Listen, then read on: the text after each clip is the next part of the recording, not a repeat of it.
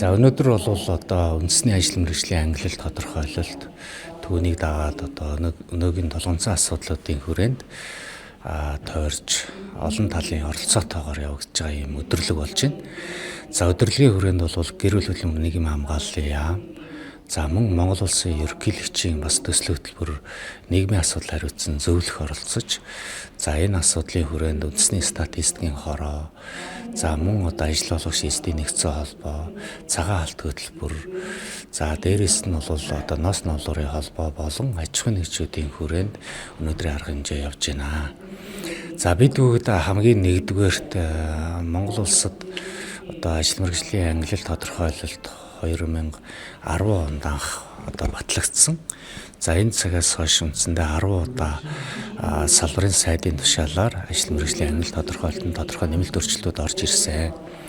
За ингээд ажил мэргэжлийн Монгол улсад хэрэгжиж байгаа нийтдээ 4229 одоо ажлын байрны нэршлиг баталсан байдаг. За энэ ажлын байрны нэршлүүдийг цаашдаа бид бүхэн хэрхэн өөрчлөх хэрэгцээ шаардлага үүсэж байгаа гэдэг асуудлыг хүрээнд тойрч өнөөдрийн өдөрлөг яригдж байна.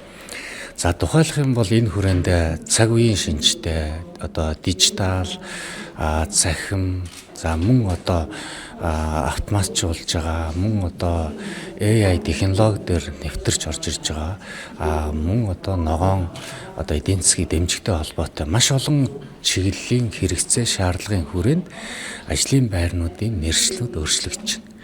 Тэгэд энэ өөрчлөгдөж байгаа шин тутам үүсэж байгаа ажлын байрны нэршлүүдийг шинжилж батлах юм шаардлагад үүсэж байгаамаа.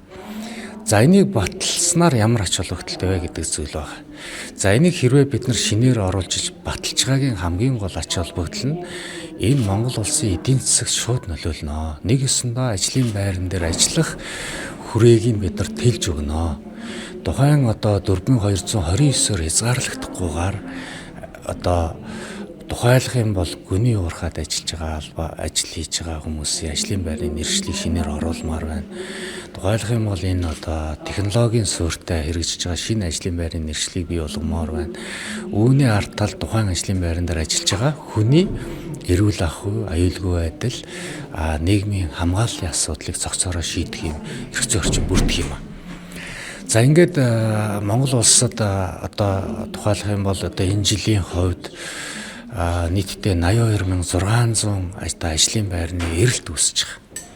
82600 ажлын байрны эрэлтийн одоо 66000 нь буюу одоо бид бүгдийн энэ жилийн одоо хагас жилийн хувьд нийт ажлын байрны 66000 хүн нь ажиллах хэрэгцээтэй юм эрэлттэй байна. Гэтэл бид бүгд энэ ажлын байранд хүрж одоо хүний нөөцийн нийлүүлэлт очиж байгаа юу гэдэг асуулт үүсдэг.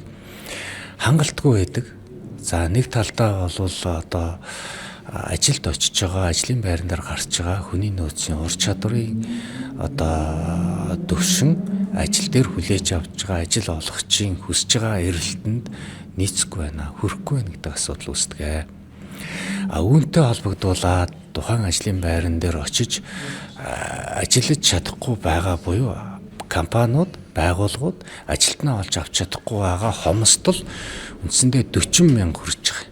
Энэ жилийн одоо үндсэндээ нийлүүлэлтийн одоо хомсдол нь 40,000, 40.2 гарахаар байна гэж тооцоо судалгаа гарч байгаа.